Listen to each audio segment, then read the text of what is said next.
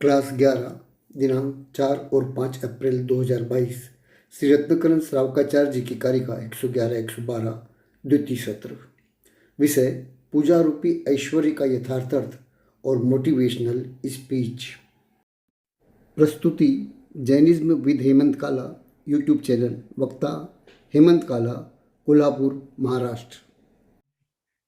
सरस्वती नमस्तुभ्यं वरदे कामरूपिणी विद्यारंभम करिष्यामि सिद्धिर्भवतु मे सदा। अब विभुवेन से थक गए कि नहीं थक गए? क्यों और आगे चलने दो? नहीं, बहुत अच्छा खुलासा हुआ है पंडित जी। अच्छा, तो अब बस ना। हाँ? नहीं, हम लोग तो सुन लेंगे और भी। अच्छा। अच्छा, आप कोई प्रश्न आप लोगों के तो चित्त में नहीं है ना? हाँ पंडित जी। जी है। जी बोलिए। इसी से संबंधित है। हाँ बोलिए ना। कल भी मैं पंडित जी से कह रहा था, जैसे एक जनरल आदमी है, नॉन जैन, हाँ, और वो शिव जी के मंदिर में गया। हाँ, सुबह 10 बजे गया, जैसे कपड़े घर से पहन के गया वैसे कपड़े पहन के गया। हाँ, वहां से लोटा उठाया, बाहर से हैंडपंप से पानी भरा और उसे शिवलिंग पे डाल दिया। और हमारे यहाँ पूजा में बहुत विशुद्धि का ध्यान रखा जाता है। 16 पहनो, नहाओ धो, ये सब। तो जब पूजा का प्रसंग चल रहा है तो क्या इस पर थोड़ा सा प्रकाश डाला जा सकता है? 2-3 बातें इस प्रश्न के उत्तर में दी जा चुकी है ना? जी। 2-3 चीजें जो है ना इस विषय में दी जा मतलब चर्चा हो चुकी है इस विषय के अंदर। जैसे उदाहरण के लिए अपन इसको ऐसा समझे कि 2 लोग परिग्रह सहित शोभा देते हैं, है ना? लिया ये विषय अपन ने? हाँ, ये लिया जी पंडित। लिया ना? श्रावक और अरिहंत भगवान जी, तीर्थंकर परमदेव जो है जी, समवसरण में स्थित जो तीर्थंकर परमदेव है वे परिग्रह सहित ही शोभा देते है ना? अथवा उनसे परिग्रह शोभा को प्राप्त होता है, चाहे जैसे पकड़ लीजिए, कान चाहे जैसे पकड़ लीजिए, है ना? हाँ? तो इसी के संदर्भ में आपको यह भी समझना होगा कि सागार और अनगार में से, है ना, जो श्रावक है वो स्नान किए हुए शोभा देता है और मुनि स्नान रहित शोभा देता है ना? है कि नहीं आया? ये इसी में अंतर्भूत है क्या? इसे पृथक से कहने की आवश्यकता नहीं है ना? हाँ, श्रावक जो है ये वस्त्राभूषण सहित शोभा देता है और जो मुनि है वो वस्त्राभूषण से रहित, है ना? ये सामान्य चीजें हैं। तो स्नान आदि तो आप इसमें ग्रहण कर लीजिए। और दूसरी एक चीज और मैंने बतलाई थी कि हम असंयमी है, वो चतुर्थ गुण स्थानवर्ती हो या पंचम गुण स्थानवर्ती हो, मूल हमारी जो वृत्ति है वो असंयम वृत्ति है ना? हमारी जो कषाय उदय में आती है अप्रत्याख्यान कषाय, वह सर्व संयम का घात करती है। और जो अनुवृत्तियों के उदय में आती है प्रत्याख्यान, वो संयम का एक देश घात करती है। हुआ जी कि नहीं? ठीक है। तो आप चाहे जिस विषय पे चर्चा करें, है ना, उसमें हमको मस्तिष्क में यह रखना है कि हम सम्यक दृष्टि जो कि असंयमी है उससे बहुत ज्यादा संयम की अपेक्षा न रखें, है ना? हाँ, वो फिर चाहे जो क्रिया हो, क्या वो फिर चाहे जो क्रिया हो, आपने बहुत अधिक संयम की अपेक्षा उससे कर दी,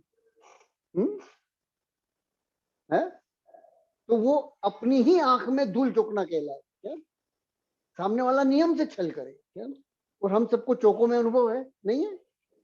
हाँ, हम चौके लगाते हैं। हाँ, सबको अनुभव है कि नहीं? हाँ, होता ही है कि मैं यदि चौके वालों से बहुत ज्यादा संयम की अपेक्षा करूं तो अपनी ही आंखों में धूल झोंकने वाला कहलाऊंगा कि नहीं कहलाऊंगा? हाँ, अरे उसके बिना चौका होना है? जो लोग अभिषेक करते हैं, हाँ, उनको नहीं पता क्या कि कहाँ कहाँ किस किस प्रकार से कैसे कैसे प्रमाद प्रवेश करता है, हाँ? जो लोग पूजा करते हैं उनको अनुभव नहीं है क्या? जो लोग बड़े बड़े विधान करते हैं उनको अनुभव नहीं है क्या?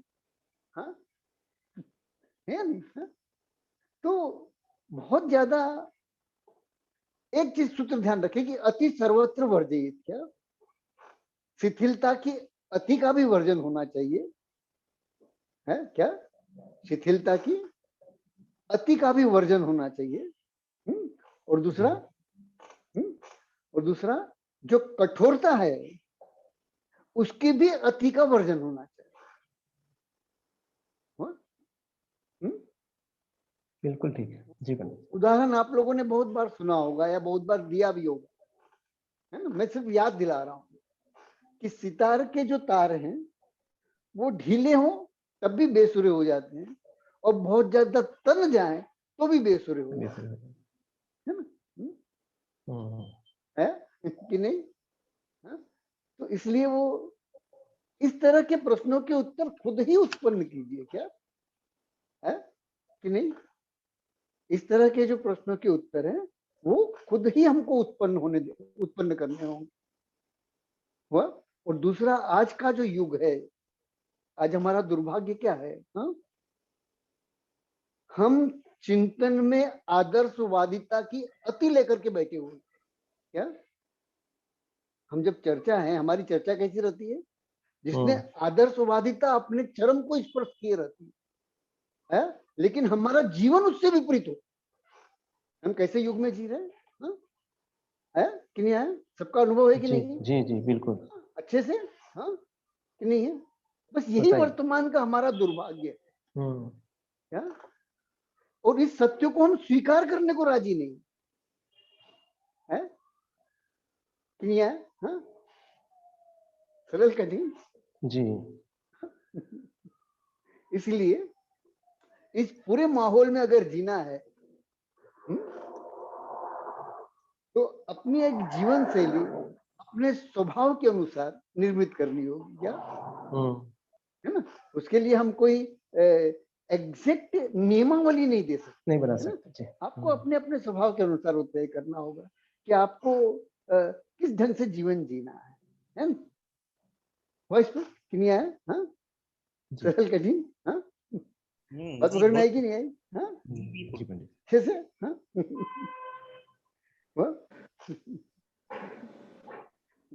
उस दिन भी बताया था सार्वजनिक मंदिरों की क्या स्थितियां हैं, नहीं बताया था?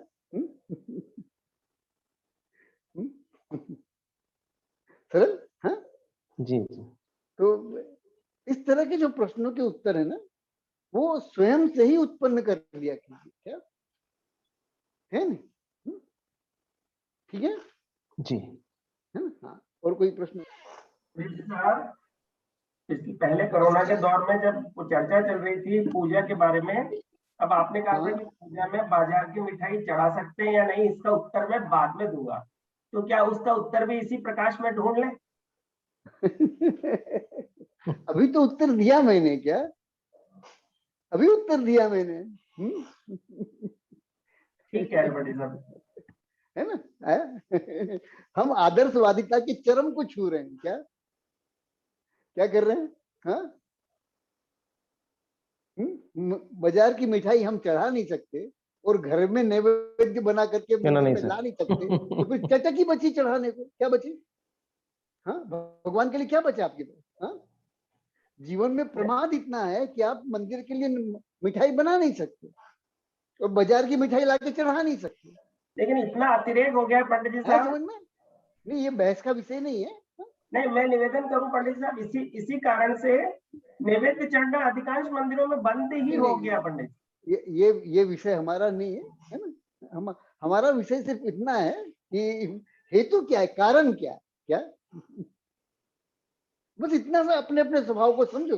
हम सब कहीं ना कहीं आदर्शवादिता के चरम को स्पर्श किए हुए हैं, और मैं हमेशा कहता हूं कि जिस व्यक्ति के चिंतन ने आदर्शवादिता के चरम को स्पर्श किया है, उन सभी को अपने अपने को मनोवैज्ञानिक को दिखा देना चाहिए। उनको नियम से ट्रीटमेंट लेना चाहिए, क्या? क्योंकि वो खुद भी दुखी होता है और आसपास के लोगों को भी दुखी करता है, ऐसा व्यक्ति, क्या है? उदाहरण नहीं दूंगा, बस खाली समझे, क्योंकि हम सबके जीवन में ये चीजें हैं, क्या है? हम में से कोई ऐसा नहीं है जिसके जीवन में ये चीजें ना हो, बस कि नहीं? हाँ? तो आदर्शवादिता के चरम को छूना यह भी एक रोग है, और शिथिलता के चरम को छूना वो भी एक रोग है, क्या? इस दोनों के बीच में अपने स्वभाव अनुसार अपने आप को एडजस्ट कर लीजिए, क्या? वो फिर लौकिक क्षेत्र हो या लोकोत्तर क्षेत्र हो, बस हाँ? यदि आदर्शवादिता का चरम ही सत्य होता, क्या? यदि आदर्शवादिता का चरम ही अंतिम सत्य होता, प्रथम और अंतिम सत्य होता, तो जिनेंद्र भगवान दो प्रकार के मुनियों की प्ररूपणा कभी नहीं करती, उपेक्षा संयमी और अपरत संयमी, एक ही गुण स्थान में, क्या है कि नहीं है? जी बिल्कुल। उपेक्षा संयमियों को छोड़ करके, चरम परम उपेक्षा संयमियों को छोड़ के बाकी जितने भी मुनि हैं उन सबको शिथिलाचारी घोषित कर देते। क्या करते जिनेंद्र भगवान? नहीं करते? करते हाँ, कर देते ना। किया क्या? जी जी। किया क्या उन्होंने? नहीं किया, नहीं किया है?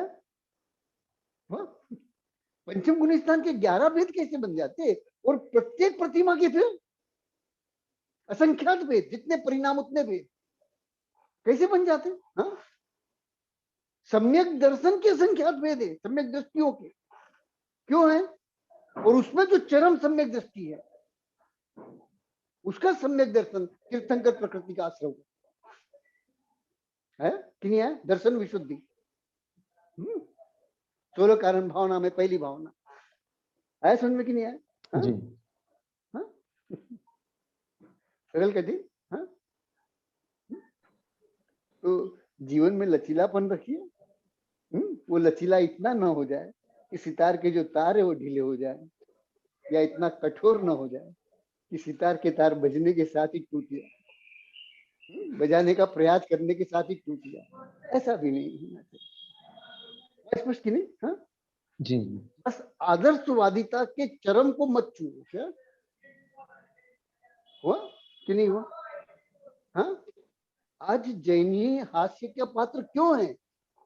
आज जैनी जो है वो संसार में हास्य का पात्र क्यों है? कारण क्या है?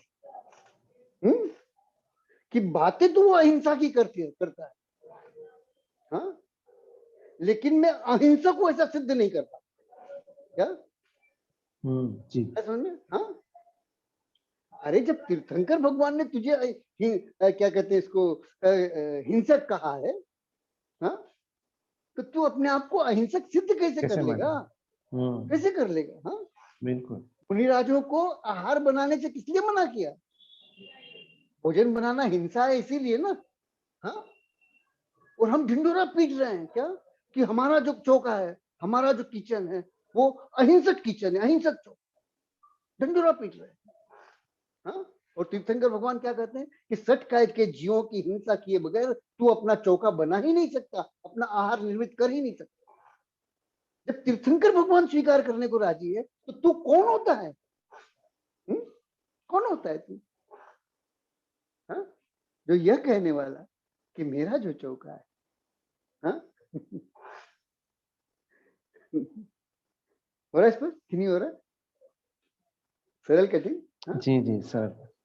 इसलिए बहुत ज्यादा आदर्शवादिता के चरम को स्पर्श करने का प्रयास नहीं कर, है ना? जीवन जो है वो अपने प्रथम अपने स्वभाव को पहचानो, है ना? और तदनुसार अपने लिए उपयुक्त क्या है तय करो, और वह जो तुम अपने लिए उपयुक्त तय कर रहे हो, अपने लिए तय कर रहे हो, उसे अपने परिवार पर भी मत थोपो, क्या? क्योंकि परिवार के हर सदस्य का स्वभाव पृथक है, हाँ? है कि नहीं है? हाँ जी। इसीलिए एक ही माता के दो जायों के अंदर नहीं पड़ती, क्यों नहीं पड़ती? हाँ क्यों नहीं पड़ती है? क्योंकि हर एक दूसरे को मूर्ख समझता है। क्या समझता है? हो रहा है कि नहीं हो रहा? हाँ? दो बहुओं में क्यों नहीं पटती?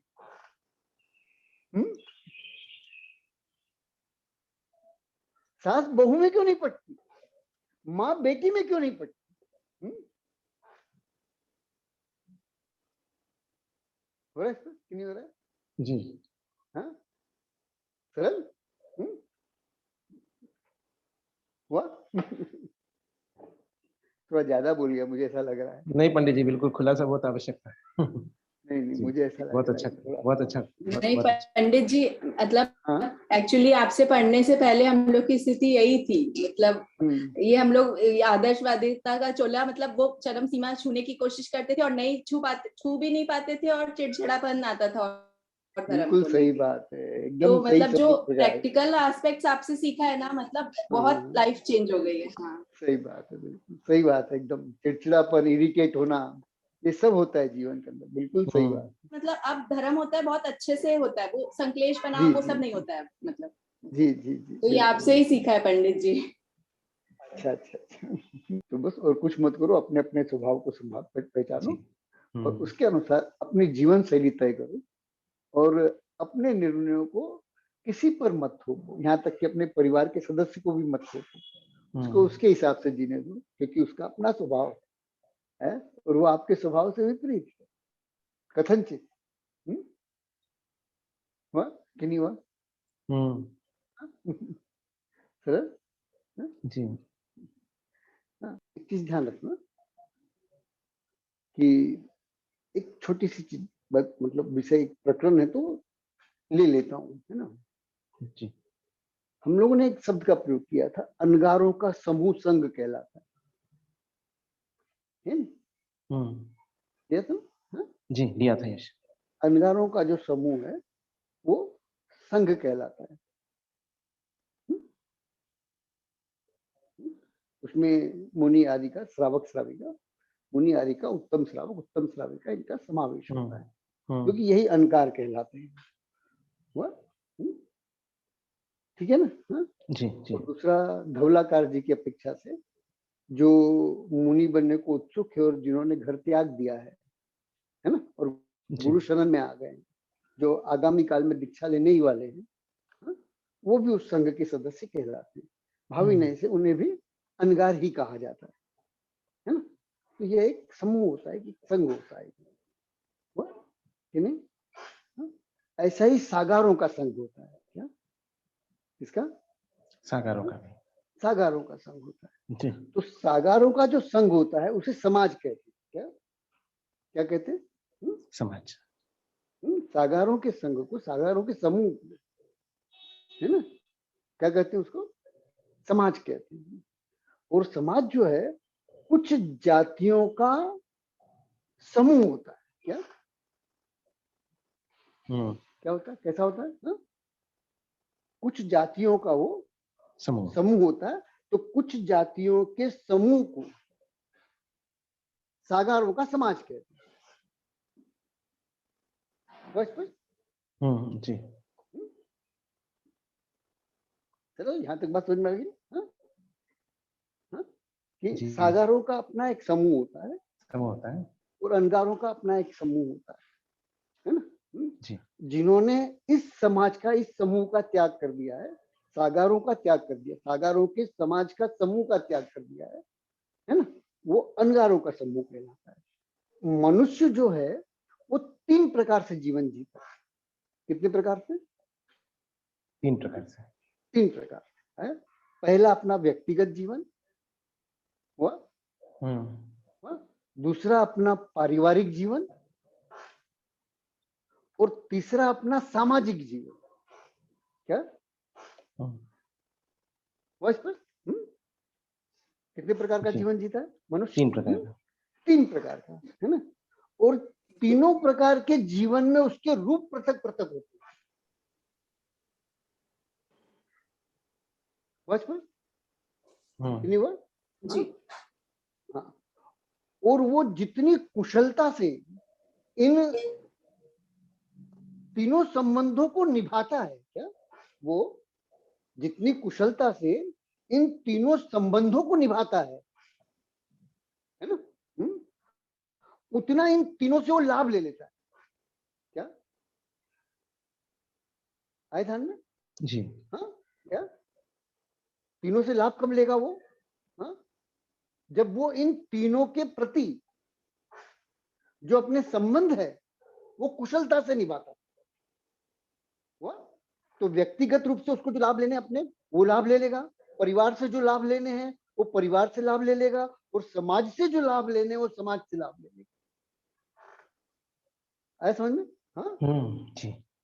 आया कि नहीं आया? हाँ जी। और जिसमें इन तीनों के साथ संबंध निभाने का कौशल्य नहीं पाया जाता, वो व्यक्ति आपको हमेशा इरिटेट मिलेगा, असंतुष्ट मिलेगा। क्या मिलेगा? आया समझ में कि नहीं आया? सरल कठिन? हाँ जी जी बिल्कुल। वह व्यक्ति को अपना खुद का अपने लिए लाभ लेना ना आता हो तो व्यक्ति अपने आप से चिढ़ जाता है। क्या? अपने आप से इरिटेट हो जाता है। परिवार से लाभ लेना ना आता हो तो परिवार से इरिटेट हो जाता है। वह और समाज से लाभ लेना ना आता हो तो समाज से इरिटेट हो जाता है। समझ में कि नहीं आया? हाँ सरल? हाँ जी। हाँ वो अपने आप से भी चिढ़ा हुआ होता है, अपने परिवार से भी चिढ़ा हुआ होता है, और अपने समाज से भी चिढ़ा हुआ होता है। हाँ इसको और विस्तार भी आप दे सकते हैं, है ना? मैं थोड़े में बता रहा हूँ, ज्यादा विस्तार से। वह स्पष्ट कि नहीं? तो हमको वो कौशल्य सीखना चाहिए। क्या? जिसके द्वारा हम अपने लिए लाभदायक बने, है? हम परिवार के लिए लाभदायक बने, हम समाज के लिए लाभदायक। वाह, समाज दो बाटों में भाग में बटा है, परिवार दो भाग में बटा है, और हम स्वयं दो भाग में बटे। समाज दो भाग में बटा है। एक भाग वो है जो समाज को लाभ देता है ना? हाँ पहला भाग कौन सा है? जिनकी संख्या अल्प है, कम है, जो समाज को लाभ देती है। और दूसरा समूह वो है समाज का जो इन लोगों से लाभ लेता है? इन लोगों के द्वारा दिए गए लाभ का उपयोग करता है। स्पष्ट? परिवार भी दो भागों में बटा है। एक वो जो परिवार को लाभ देता है, और दूसरा वह जो इस लाभ पर टिका हो। यह जो लाभ देने वाले हैं परिवार में, उन्हीं के द्वारा दिए गए लाभ पर उसका जीवन यापन हुआ। और तीसरा मैं स्वयं, हाँ मैं भी दो भागों में बटा हूं, अपने आप को लाभ देने वाला और उस लाभ को लेकर के अपने व्यक्तित्व को क्रिएटिव बनाना है कि नहीं है? हाँ अपने व्यक्तित्व को निखार देने वाला। हुआ कि नहीं हुआ? अरे समझ में? हाँ बिल्कुल थोड़े में बोल रहा हूँ, ज्यादा विस्तार से नहीं। हाँ तो खाली समझना इतना सा है हमको कि हम लाभ देने वाले और लाभ लेने वाले है कि नहीं है? हाँ इन दोनों भूमिकाओं में अपने आप को कैसे रख सकते हैं? क्या? समाज से लाभ लेने वाले भी और समाज को लाभ देने वाले भी, परिवार से लाभ लेने वाले भी और परिवार को लाभ देने वाले भी, स्वयं से लाभ लेने वाले भी और स्वयं को लाभ देने वाले भी। हम कैसे बन सकते? यही बस इतनी सी फिलोसॉफी अपने को समझनी। और यह जैसे जैसे आप अपने स्वभाव को समझोगे, आप इस कार्य के अंदर निपुण हो जाओ। और बिल्कुल सरल सा उदाहरण, बिल्कुल सरल सा उदाहरण जो 1 मिनट के अंदर सारी की सारी फिलोसॉफी को हमारे भीतर उतार दे, पूरा की पूरा। आपने कभी वृक्ष देखा है ना? हाँ वृक्ष देखा है जी। हाँ वृक्ष का कौन सा रूप हमको पता है? तो सिर्फ एक ही रूप पता है कि वृक्ष बड़ा होता है और पूरे संसार को फल देता है, छाया और फल देता है ना? वह अन्यों का शोषण भी करता है। क्या इसकी कथा हमको पता है? हाँ? जैसे ही आप बीज जमीन में गाड़ते हो वैसे ही वो अपने पंजे फैलाना शुरू करता है। क्या जमीन को जकड़ता है? उतने क्षेत्र में और किसी को पनपने नहीं देता जितने क्षेत्र में उसको बढ़ना है, और फिर वह उस जमीन का शोषण करता हुआ कि नहीं हुआ है? और उससे जो पोषण प्राप्त होता है उस पोषण से वो अपने आप को वृद्धिगत करता है कि नहीं करता? हाँ, ऐसे वृद्धि को प्राप्त होता है ना। हाँ है? और वृद्धि को प्राप्त होने के बाद क्या करता है? जो उसे उपलब्ध होता है वो पूरे संसार को बांट देता, अपने आप को बनाए रखते हुए, अपने आप को बचाए रखते हुए। आ रहा समझ में कि नहीं आ रहा? वृक्ष का उदाहरण समझ में आ रहा? हाँ जी जी बिल्कुल। वृक्ष का जीवन क्या है? एक तरफ शोषण है, शोषण को उसने अंधकार में रख रखा है, शोषण को प्रकट नहीं होने देता। वो भोजन कैसे बनाता है ये वैज्ञानिकों को बहुत शोध करने के बाद पता चला, नहीं तो उसने भोजन बनाने की ट्रिक को भी गुप्त रखा है। वृक्ष ने क्या किया था? संसार में सबके भोजन करने की ट्रिक पता है? लेकिन वृक्ष की ट्रिक किसी को नहीं पता, और बहुत मुश्किल से वैज्ञानिकों के हाथ में वो सूत्र आया कि वृक्ष जो है पोषण कहाँ से प्राप्त करता है, कैसे प्राप्त करता है, वो सूर्य से कैसे उष्मा लेता है, कैसे ऊर्जा लेता है, कैसे अपना भोजन बनाता है, पानी से, जमीन से कैसे अपना पोषण प्राप्त करता है कि नहीं आ रहा समझ? सरल जी। यह जो वृक्ष का जीवन है कि एक तरफ शोषण है, तो ग्रस्त जीवन है तो शोषण तो रहेगा ही, तभी आप वृद्धि को प्राप्त हो पाओगे, नहीं तो नहीं हो पाओगे। है सरल जी? हाँ क्या? और उस शोषण से जो वृद्धि को प्राप्त हुए हैं उस सबको क्या करना है?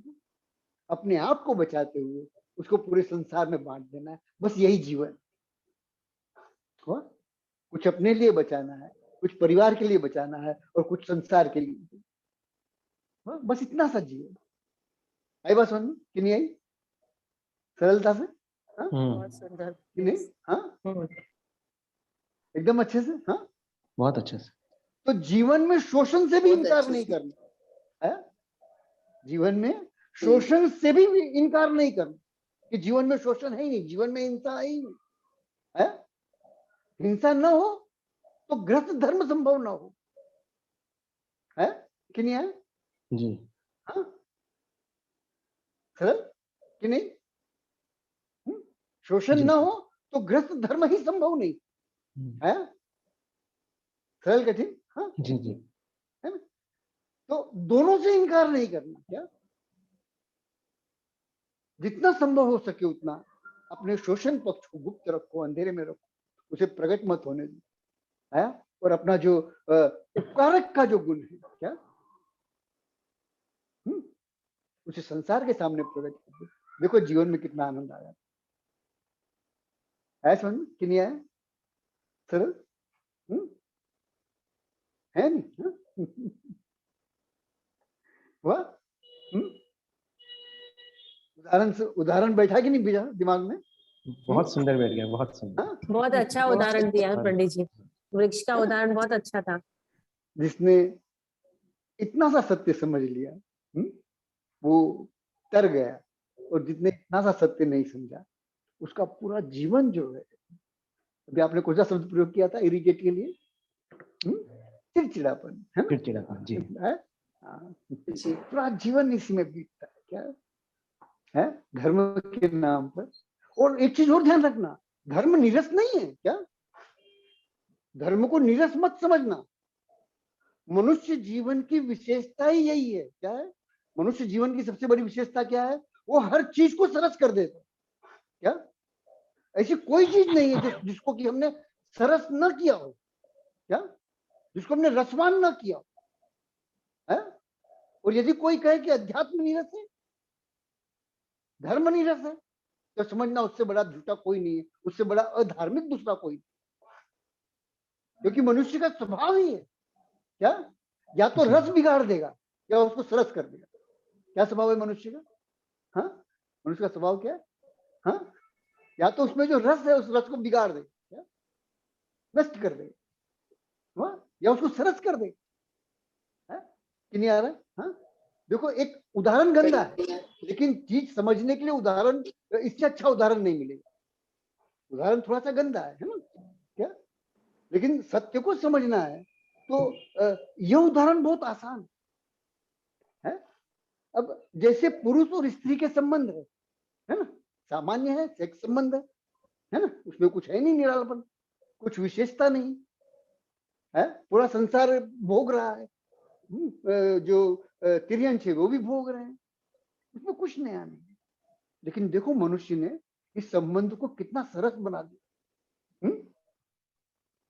स्त्रियों पर कब से गजलें लिखी जा रही है, कब से काव्य लिखे जा रहे हैं, हाँ लिखे जा रहे हैं कि नहीं लिखे, हाँ कि नहीं, हाँ आ रहा समझ में? किसके लिए? हाँ, सिर्फ उस एक संबंध को सरस बनाने के लिए ना। एक छोटा सा शब्द आई लव यू, इसका अर्थ क्या है? इसका अर्थ यही ना कि मैं तुम्हारे साथ परिवार बसाना चाहता हूँ या परिवार बसाना चाहती हूँ, यही है कि और कुछ है? हाँ, जो संबंध मेरे किसी के साथ नहीं है उन संबंधों को मैं आपके साथ शेयर करना चाहता हूँ या चाहती हूँ, यही अर्थ है ना, कि और कोई अर्थ है? लेकिन उसको कितना सरस कर दिया हमने, नहीं कर दिया? हाँ, और उसको फिर साहित्य भी कहा हमने, क्या कहा? अरे समझ में कि नहीं आ रहा? सरस हो गया कि नहीं? हाँ, एक नीरस विषय जिसमें कुछ नहीं था, जो कुछ एक सेकंड या कुछ एक मिनट की चीज है, उस मिनट के बाद दोनों अलग हो जाते हैं, लेकिन उतने से संबंध को हम मनुष्यों ने कितना अद्भुत बना दिया। हाँ, आ रहा समझ में कि नहीं आ रहा? हाँ, बनाया कि नहीं बनाया हमने? हाँ, क्या? और ऐसा लगता है उन काव्यों को सुन करके, आप लोगों ने पता नहीं कालिदास का कुमार संभव पढ़ा या नहीं पढ़ा है? अगर कभी पढ़ लेवे तो उसमें उन्होंने पार्वती की का जो जिक्र किया उसके रूप सौंदर्य का है, वो इतनी बारीक बारीक चीजें बताई है उसके सौंदर्य को लेकर है कि आश्चर्य होता है कि ये इतनी कल्पनाएं लाया कहां से। और दूसरी तरफ एक शंका भी होती है क्या, कि कहीं इसने वाकई में पार्वती को साक्षात वैसा देख तो नहीं लिया है? और फिर एक और शंका आती है कि कभी कहीं शंकर भगवान ने गलती से उस कुमार संभव को पढ़ लिया और कालिदास यही है मेरी पार्वती के बारे में लिख रहा है, ये पता चल जाए तो जो कालिदास की जो हालत खराब हो, आप उसकी कल्पना नहीं कर सकते।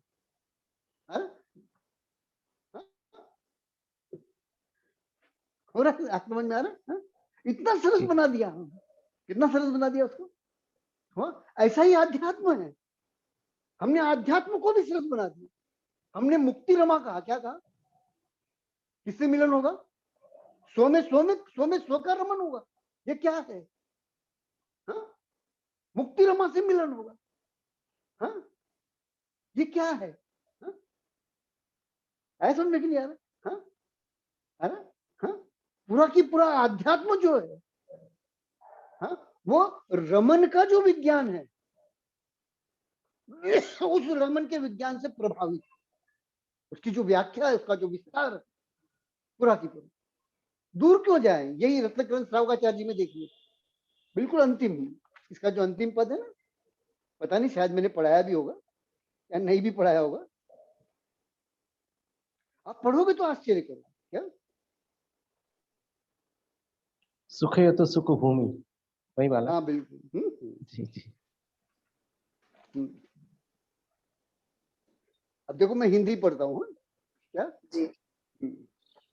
जिनेंद्र भगवान के चरण कमलों का दर्शन करने वाली सम्यक दर्शन रूपी लक्ष्मी सुख की भूमि होती हुई मुझे उस तरह सुखी करे जिस तरह सुख की भूमि कामिनी कामी पुरुष को सुखी रहती। क्या अर्थ हुआ?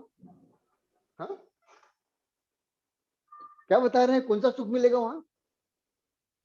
जो कामिनी कामी को सुख देती है, उससे भी उत्तम जाति का सुख मिलेगा उसको। क्या कह रहे हैं? हाँ, आई बात पकड़ में कि नहीं है? हाँ, रस बना रहे हैं कि नीरस बना रहे हैं? रस बना रहे हैं ना? जी जी। है कि नहीं आया समझ में? हाँ? तो मनुष्य का स्वभाव है हर चीज को सरस कर देना। क्या कर देना? क्या करना? क्या स्वभाव है? हाँ? मनुष्य का स्वभाव है कि हर चीज को सरस बना देना है कि नहीं है? तो अगर मनुष्य को प्रत्येक वस्तु को सरस बना देना आता है तो उसका जो जीवन है वो आनंद से भर जाता है। और मनुष्य को अगर सरस बनाना नहीं आता है तो उसका अपना जीवन तो नीरस हो जाएगा, दूसरों के भी रस को वो नष्ट कर है कि नहीं? ऐसा समझ? सरल कठिन? हाँ? जी सरल पंडित जी, एकदम अच्छे से। हाँ? ये मनुष्य का स्वभाव है। सरस करना या नीरस करना ये हमारे हाथ में है कि नहीं है? हाँ? सरल। बस इतनी सी चीज सीखनी है। हाँ? बस इतनी सी चीज समझनी है और कुछ नहीं समझना। हाँ? बात आ रही है पकड़ में? हाँ? जी ठीक। तो अब तो समझ में आ गया ना जीवन कैसे जीना चाहिए। हमारे हाथ में क्या? हम चाहे तो उसको सरस कर लेंगे, हम चाहे तो उसे नीरस कर ले। और इसके लिए 6 यंत्रों में कुशल होना पड़ता है। क्या? कितने यंत्रों में? 6 यंत्र। जी। शाम दाम दंड भेद स्नेह और उपेक्षा। 6 यंत्र है। ये 6 यंत्र जो है हर एक चीज को सरस बना सकती है और इसमें अनिपुणता हर एक चीज को नीरस बना देती है। क्या? उसका रस नष्ट करती है। बात पकड़ में आ गई? हाँ? हाँ? सरल कठिन? तो बस 6 में कुछ, बस 6 में कुशल हो जाओ। शाम दाम दंड भेद स्नेह और उपेक्षा। बस इसमें आप जहाँ कुशल हो गए तो सब कुछ सरस है। और इनमें से यदि एक में भी आप अकुशल हैं तो वह जो है वह सरस को नीरस में बदलने की सामर्थ्य रखता है। सरस को नीरस कर देगा। सरल? जी। ये समाज में जीने की कला है, परिवार में जीने की कला है और अपने साथ जीने की कला है। क्या है?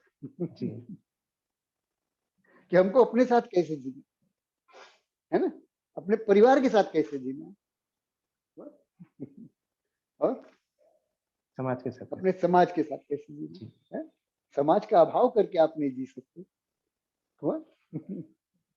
परिवार का अभाव करके आप नहीं जी सकते, अपने आप का अभाव करके आप नहीं जी सकते। सरल है ना?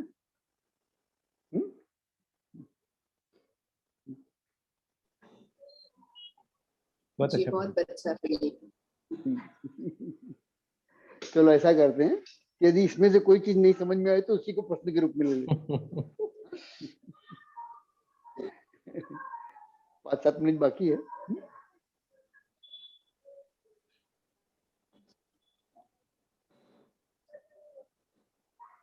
मैं मोटिवेशनल स्पीकर नहीं हूँ। हाँ?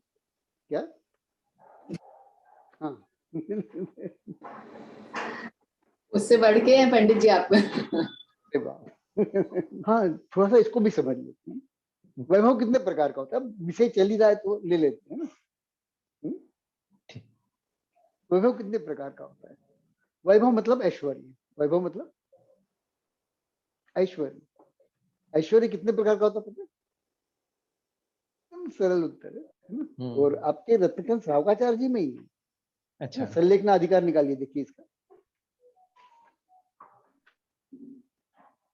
135वीं कार्य।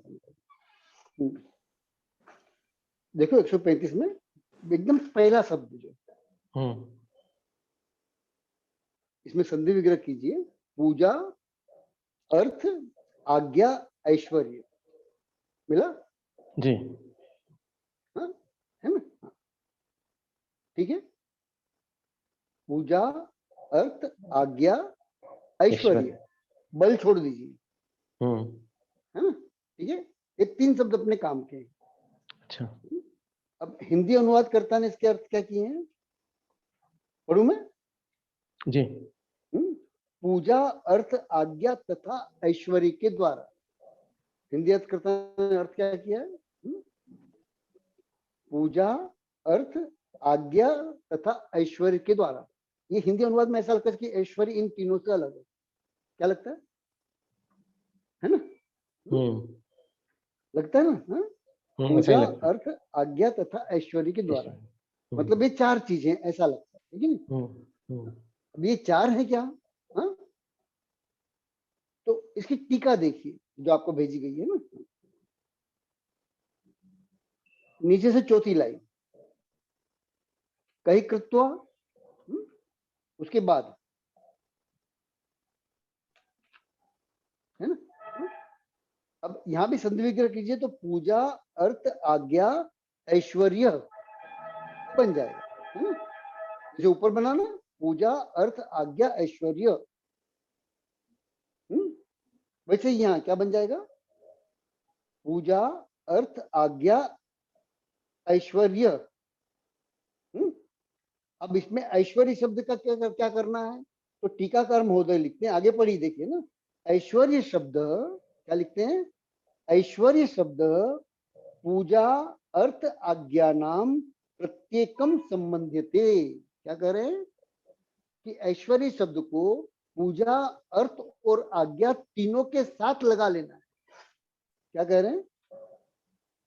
क्या कह रहे हैं? हाँ, ऐश्वर्य को क्या करना है? हाँ, इन तीनों के साथ पूजा के साथ लगाना है, फिर अर्थ के साथ लगाना है, और फिर आज्ञा के साथ, अर्थ के साथ और आज्ञा के साथ, है ना जी। इन तीनों के साथ उसे लगाना। नहीं जी, सरल? हाँ, वन स्पष्ट? जी, जी। तो क्या शब्द बन जाएगा?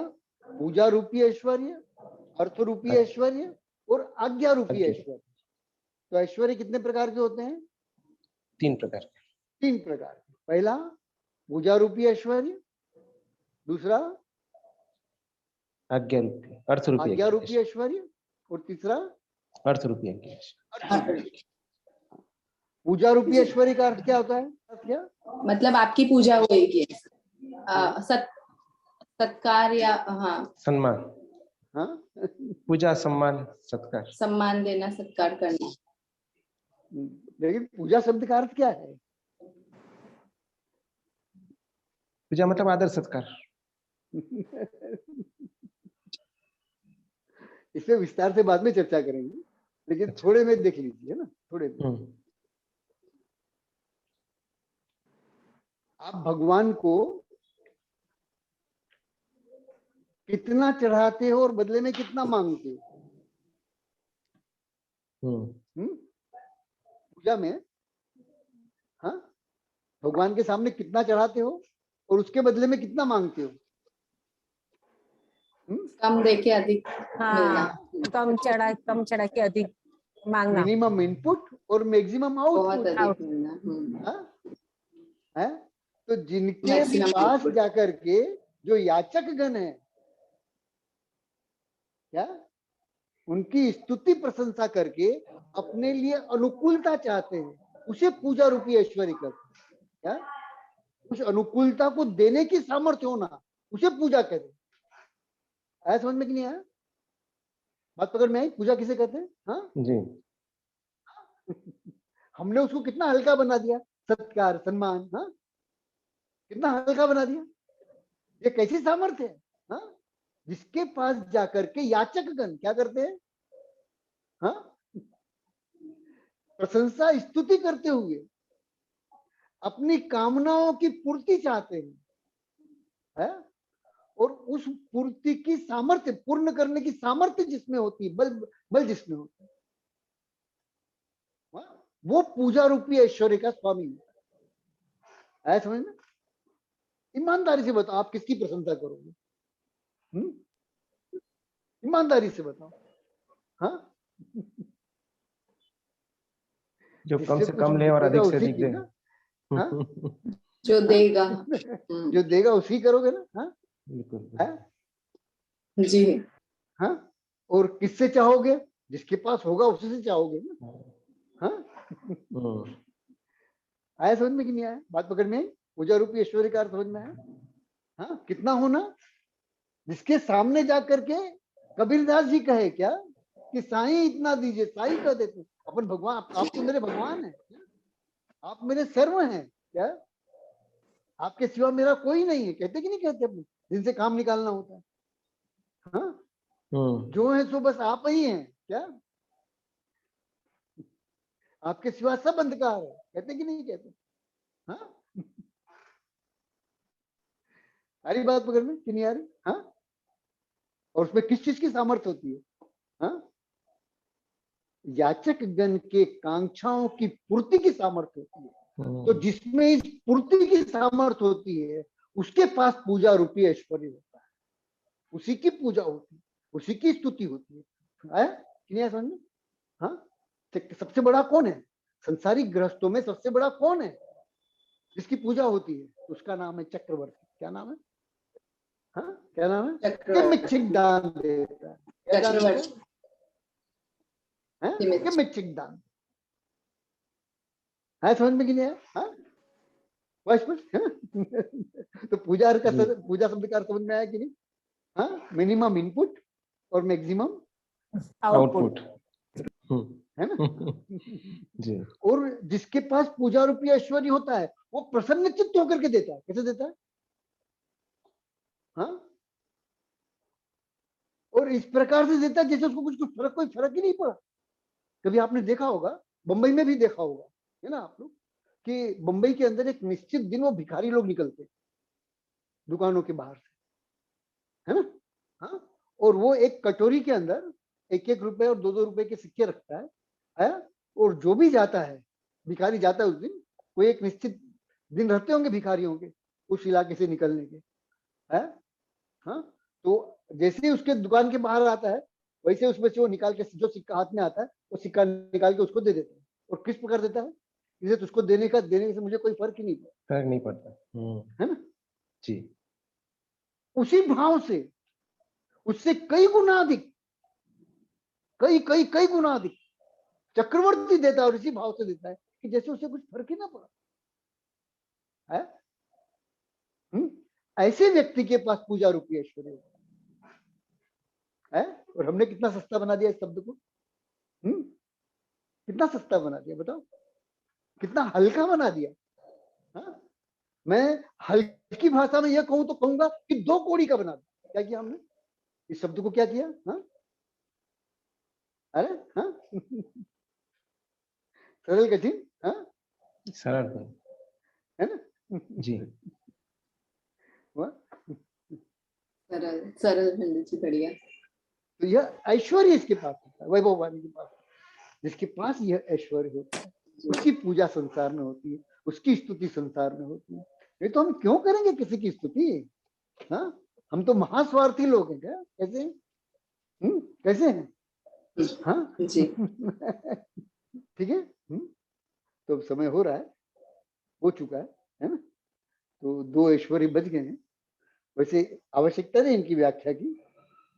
हाँ, फिर भी कहोगे तो कल ले लेंगे। हाँ, तो अर्थ और आज्ञा रूपी ऐश्वर्य 2 बचे हैं, है ना।